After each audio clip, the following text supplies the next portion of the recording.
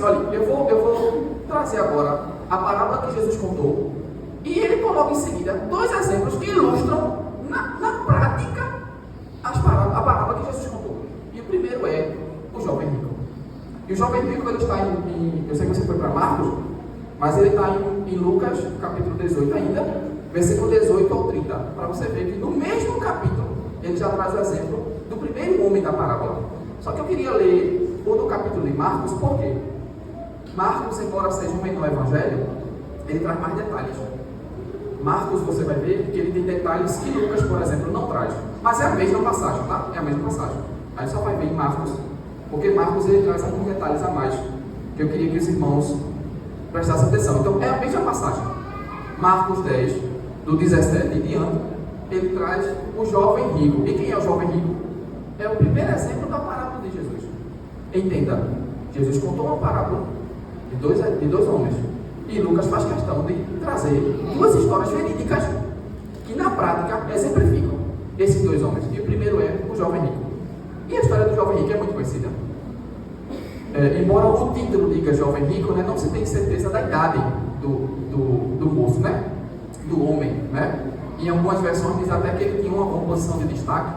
Mas ele chega até Jesus e diz assim: bom mestre, né? Isso varia dependendo da versão, mas ele pergunta assim, e parece ser uma pergunta genuína: o que farei para herdar a vida eterna? Não tenha dúvida que essa era toda a pergunta que o fariseu fazia. Não fica claro se o jovem é um fariseu, mas na prática a atitude dele é a atitude daquele fariseu. O que farei para herdar a vida eterna? E se você compara essa passagem com as outras passagens de Mateus ou de Lucas, todas elas Jesus responde. Jesus dá uma resposta.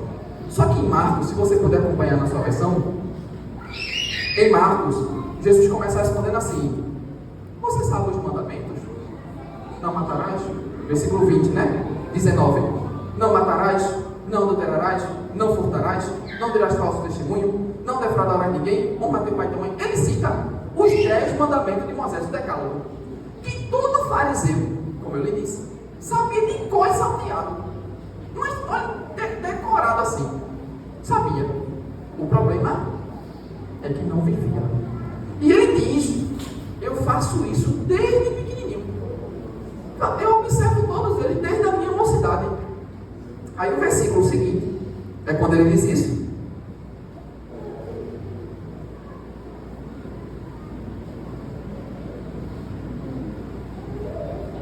Aí o versículo 21, por favor. O versículo 21.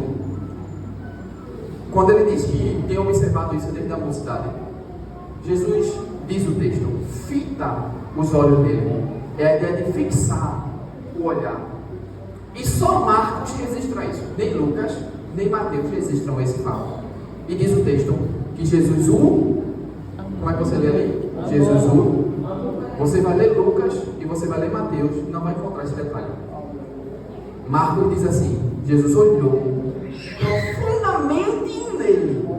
A ideia aqui é que Jesus, ele sabe. Jesus não é feito eu e você que olha e só vê o fora. E às vezes a gente está rindo, mas por dentro está chorando.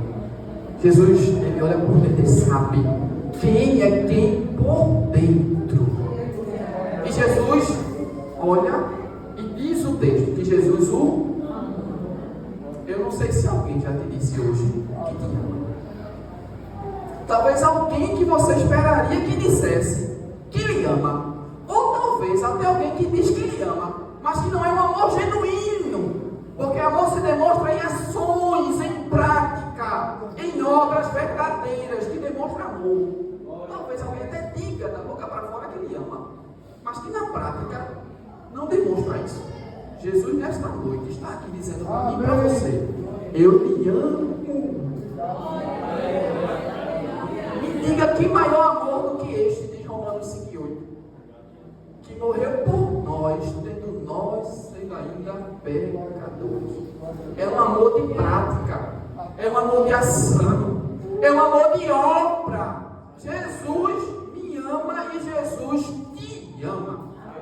Talvez alguém não tenha dito isso para você hoje, mas Jesus diz para você: eu lhe amo.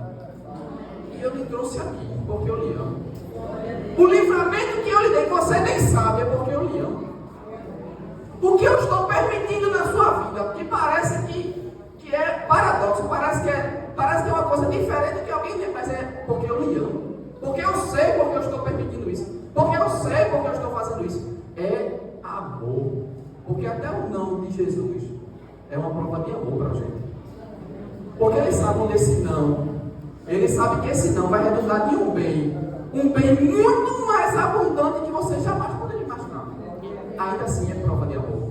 Glória a Deus. Jesus nessa noite diz assim: eu lhe amo. Só que infelizmente tem pessoas que Jesus ama, mas que não amam Jesus. É esse jovem. Bastou Jesus colocar ele à prova. Faz o seguinte: tudo que ele era muito rico, tinha muitas posses. Tudo que você tem, você vende e dá para os pobres. Depois me segue. Porque entenda, a obra por obra não é nada. Vender tudo e dar aos pobres não é nada se não seguir Jesus. Depois vem e me segue, porque se não me seguir, de nada adianta. A maior obra, a maior prova de confiança, de altruísmo, de amor que você pode mostrar, se não seguir genuinamente Jesus, de nada adianta. Então me segue. Aí ele deu para trás. Não, aí isso aí não dá não, Jesus. Jesus amava ele, mas ele não amava Jesus. Quantas vezes não foi assim eu e você? A gente preferiu mais alguma coisa mundana, mais alguma coisa que Jesus disse não, do que o próprio Jesus. Sabe o que é isso? É amar mais aquela coisa do que amar Jesus. E Jesus continua amando a gente. Jesus continua me amando e amando você. Amém. E aí o jovem vai embora. E Jesus diz assim, né? Olha, é muito difícil o rico entrar no reino do céu. Aí calma. Se você ler esse texto em Lucas e ler em Mateus, termina aí. Jesus só fala isso. Só que em Marcos ele dá um detalhe. Porque nem os discípulos, veja, para a gente é estranho essa fala de Jesus, até, e os discípulos estranharam. Como assim? Aí no versículo 24, Jesus explica: calma, filhos, quão difícil é para os que confiam nas riquezas entrar no reino de Deus. Esse versículo 24 de Marcos, você não vai achar nem em Mateus, nem em Lucas. É outro detalhe que só Marcos traz. Então Jesus explica por que ele disse aquilo.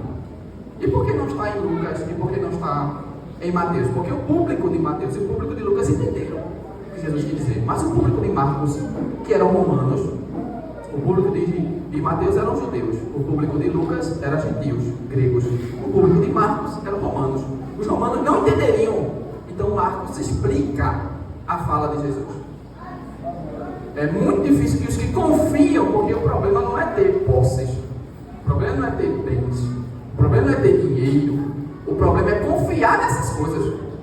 Paulo diz a Timóteo: olha, não é o amor ao dinheiro, viu? Não é o dinheiro, perdão, não é o dinheiro que é o raiz de todos os males, é o amor ao dinheiro que é o problema. Tenha dinheiro, tenha posses, tenha bem, mas nunca deixe isso tomar o lugar de Jesus no seu coração. E quando isso acontece, aí a gente prova que está amando mais aquela coisa do que Jesus. Foi o que aconteceu com esse fariseu.